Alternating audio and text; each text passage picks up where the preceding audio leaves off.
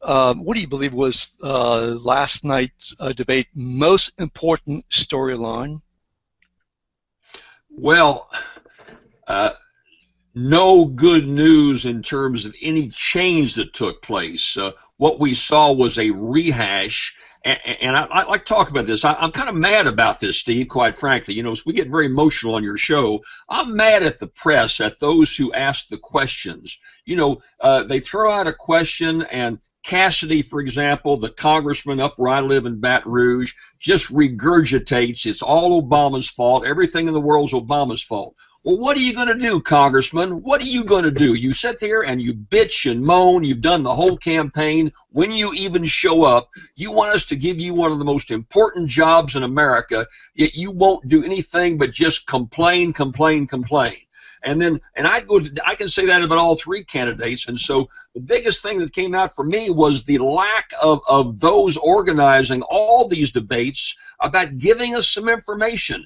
The average voter out there doesn't really know a lot about these candidates, except that one's a Democrat who pretty much votes for the president, and the other one's an obstinate Republican. Then there's this guy, Maness, out there, seems like a nice fella who's a little over his head.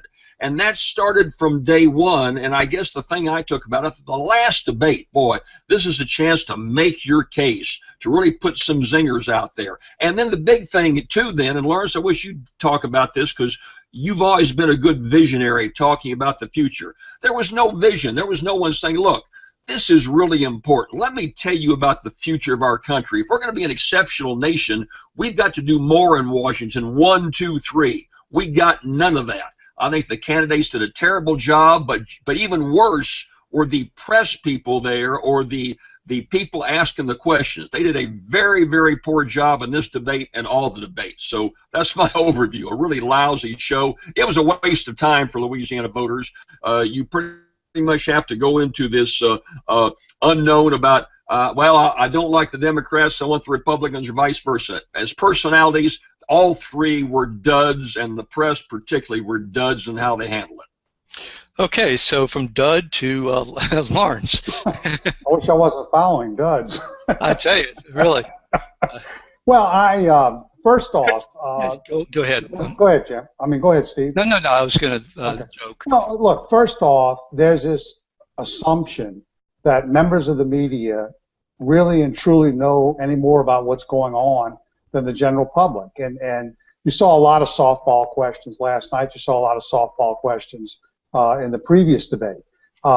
Candidates in debates want to stick to their storyline.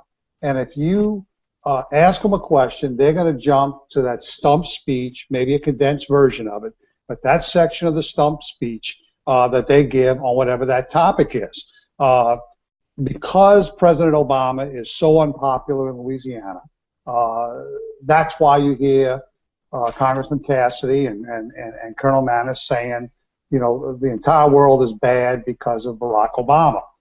Mary Landrieu finds herself in a rather awkward position of having been pretty loyal to the president as far as her votes are concerned and her support for his programs.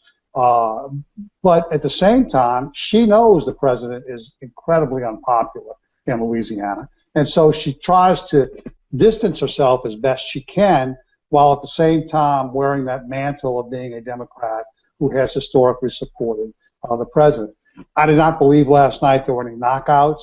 I thought it was rather frustrating that both Republicans basically laid the faults of the world on Barack Obama. I think Barack Obama has a lot to be responsible for, and I think he has lacked leadership in a lot of areas. But like Jim, I'd like to hear, what are you going to do about it? You know, what is it you're going to do? If the Affordable Care Act is bad, it has bad parts in it, you need to, quote, fix it, then we have two members of Congress running for the Senate.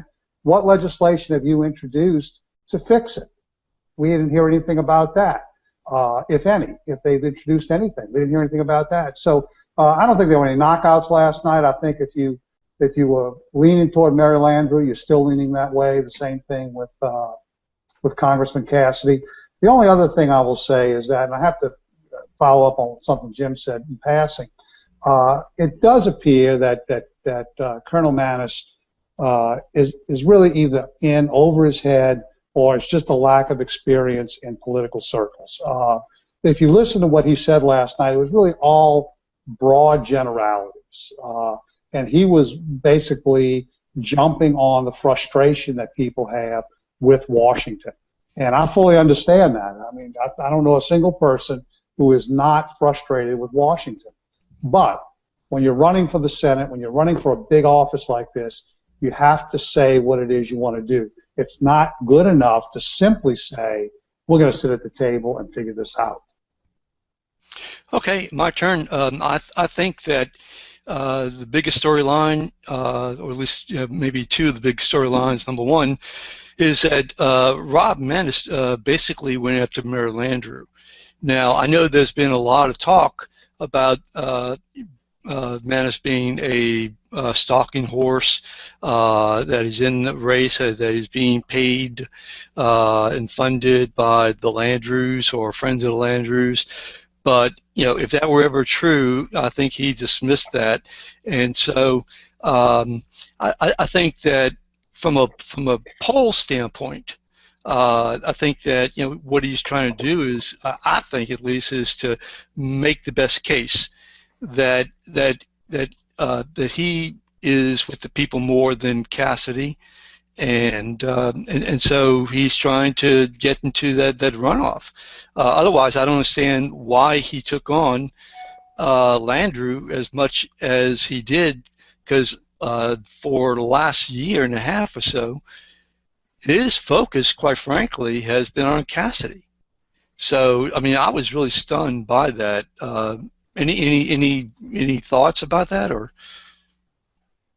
Well, he may be getting. I think he's been getting some complaints about that, though, as he winds this thing down. I never thought he was a spoiler or was in there with someone else's agenda but his own. I think he was a very genuine candidate, and I think he was encouraged by some early Tea Party support. Think he could really take off, but realistically, I think he's getting some advice. Look, you're probably not going to get in this runoff.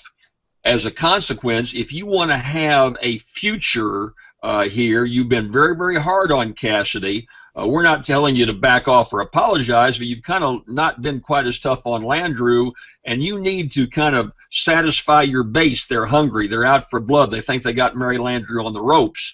And maybe he's kind of doing some, a little future thinking here with a week to go in the election, saying, well, I'm out of here. I still want to be a player. And I want to come back in the Republican Party and work with that very conservative wing. So that's just my surmise. I don't have any facts to point that out, but I think he's gotten a little bit more aggressive now on Landrieu for that very reason. He wants to be around after this election is over. And if he just is a spoiler and just someone that's kind of crybabying all the time, there's no role for him in the Republican Party. He may want to have that role, quite frankly, Steve. Okay, which goes into my argument from 2 weeks ago that maybe he's not going to make it all the way. But anyway, that's a totally different hangout. All the way meaning to the end of this jungle primary. But okay, so the second question is, what do you think were the high points and low points for all the candidates?